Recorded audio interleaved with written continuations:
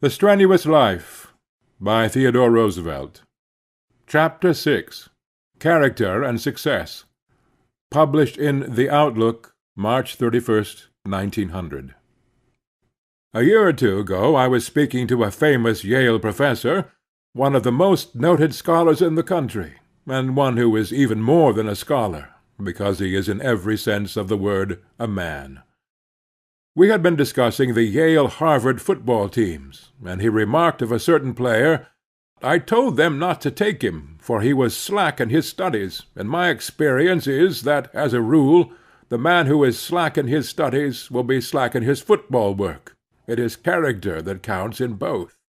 Bodily vigor is good, and vigor of intellect is even better, but far above both is character. It is true, of course, that a genius may, on certain lines, do more than a brave and manly fellow who is not a genius; and so in sports, vast physical strength may overcome weakness, even though the puny body may have in it the heart of a lion. But in the long run, in the great battle of life, no brilliancy of intellect, no perfection of bodily development, will count when weighed in the balance against that assemblage of virtues, active and passive, of moral qualities, which we group together under the name of character. And if between any two contestants, even in college sport or in college work, the difference in character on the right side is as great as the difference of intellect or strength the other way, it is the character side that will win. Of course, that does not mean that either intellect or bodily vigor can safely be neglected. On the contrary, it means that both should be developed, and that not the least of the benefits of developing both comes from the indirect effect which this development itself has upon the character. In very rude and ignorant communities, all schooling is more or less looked down upon, but there are now very few places indeed in the United States where elementary schooling is not considered a necessity. There are any number of men, however, priding themselves upon being hard-headed and practical, who sneer at book-learning and at every form of higher education, under the impression that the additional mental culture is at best useless and is ordinarily harmful in practical life. Not long ago, two of the wealthiest men in the United States publicly committed themselves to the proposition that to go to college was a positive disadvantage for a young man who strove for success. Now, of course, the very most successful men we have ever had, men like Lincoln, had no chance to go to college, but did have some indomitable tenacity and such keen appreciation of the value of wisdom that they set to work and learned for themselves far more than they could have been taught in any academy. On the other hand, boys of weak fiber, who go to high school or college instead of going to work after getting through the primary schools, may be seriously damaged instead of benefited. But as a rule, if the boy has in him the right stuff, it is a great advantage to him should his circumstances be so fortunate as to enable him to get the years of additional mental training. The trouble with the two rich men whose views are above quoted was that, owing largely perhaps to their own defects in early training, they did not know what success really was. Their speeches merely betrayed their own limitations, and did not furnish any argument against education. Success must always include, as its first element, earning a competence for the support of the man himself, and for the bringing up of those dependent upon him. In the vast majority of cases it ought to include financially rather more than this. But the acquisition of wealth is not in the least the only test of success, and after a certain amount of wealth has been accumulated, the accumulation of more is of very little consequence indeed from the standpoint of success, as success should be understood both by the community and the individual. Wealthy men who use their wealth aright are a great power for good in the community, and help to upbuild that material national prosperity which must underlie national greatness. But if this were the only kind of success, the nation would be indeed poorly off. Successful statesmen, soldiers, sailors, explorers, historians, poets, and scientific men are also essential to national greatness, and in fact very much more essential than any mere successful business man can possibly be. The average man, into whom the average boy develops, is of course not going to be a marvel in any line, but if he only chooses to try, he can be very good in any line, and the chances of his doing good work are immensely increased if he has trained his mind. Of course, if as a result of his high school, academy, or college experience he gets to thinking that the only kind of learning is that to be found in books, he will do very little. But if he keeps his mental balance, that is, if he shows character, he will understand both what learning can do and what it cannot, and he will be all the better the more he can get. A good deal the same thing is true of bodily development.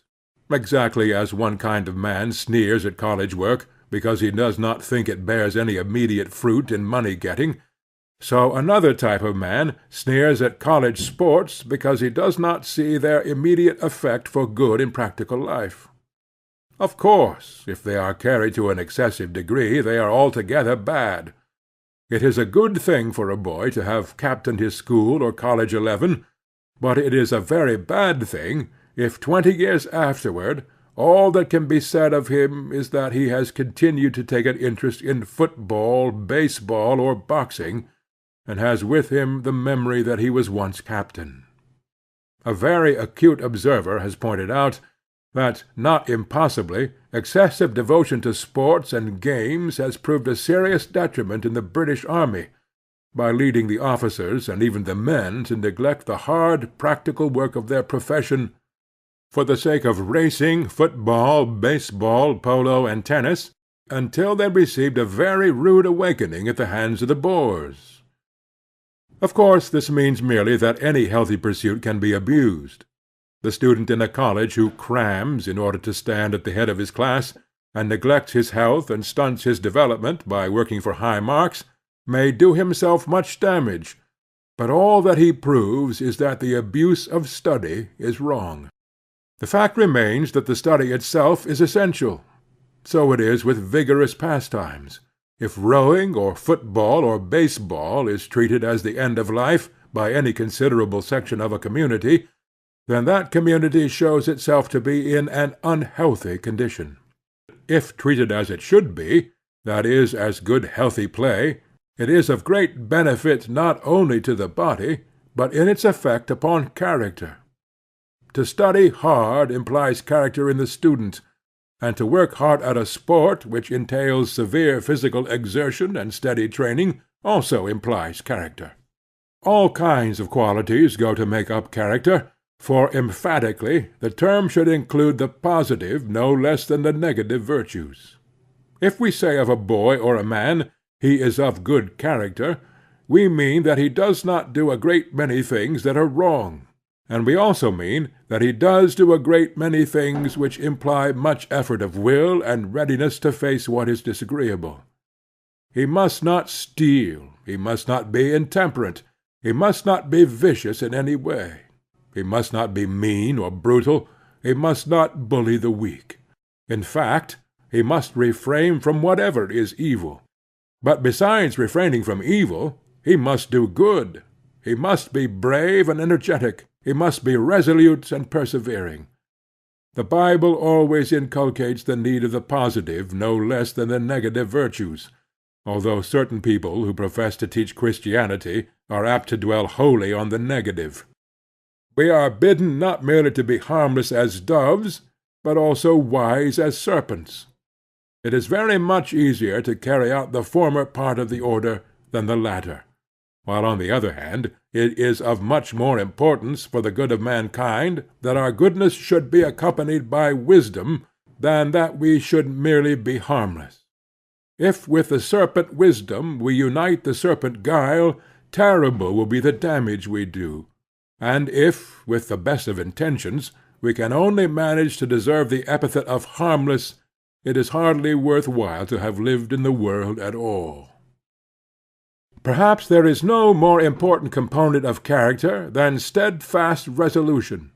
The boy who is going to make a great man, or is going to count in any way in after life, must make up his mind not merely to overcome 1,000 obstacles, but to win in spite of 1,000 repulses or defeats.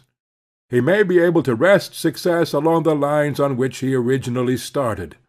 He may have to try something entirely new. On the one hand, he must not be volatile and irresolute, and on the other hand, he must not fear to try a new line because he has failed in another. Grant did well as a boy and well as a young man. Then came a period of trouble and failure, and then the Civil War and his opportunity, and he grasped it, and rose until his name is among the greatest in our history. Young Lincoln, struggling against incalculable odds, worked his way up, trying one thing and another, until he too struck out boldly into the turbulent torrent of our national life, at a time when only the boldest and wisest could so carry themselves to win success and honor, and from the struggle he won both death and honor, and stands forevermore among the greatest of mankind. Character is shown in peace no less than in war. As the greatest fertility of invention, the greatest perfection of armament, will not make soldiers out of cowards, so no mental training and no bodily vigor will make a nation great if it lacks the fundamental principles of honesty and moral cleanliness. After the death of Alexander the Great, nearly all of the then civilized world was divided among the Greek monarchies ruled by his companions and their successors. This Greek world was very brilliant and very wealthy. It contained haughty military empires and huge trading cities under republican government, which attained the highest pitch of commercial and industrial prosperity. Art flourished to an extraordinary degree. Science advanced as never before. There were academies for men of letters. There were many orators, many philosophers. Merchants and business men throve apace, and for a long period the Greek soldiers kept the superiority and renown they had won under the mighty conqueror of the East. But the heart of the people was incurably false, incurably treacherous and debased. Almost every statesman had his price. Almost every soldier was a mercenary, who, for a sufficient inducement, would betray any cause. Moral corruption ate into the whole social and domestic fabric, until, a little more than a century after the death of Alexander, the empire which he had left had become a mere glittering shell, which went down like a house of cards on impact with the Romans.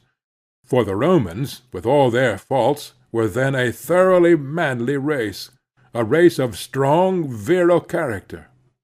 Alike for the nation and the individual, the one indispensable requisite is character. Character that does and dares, as well as endures. Character that is active in the performance of virtue no less than firm in the refusal to do aught that is vicious or degraded. End of chapter 6.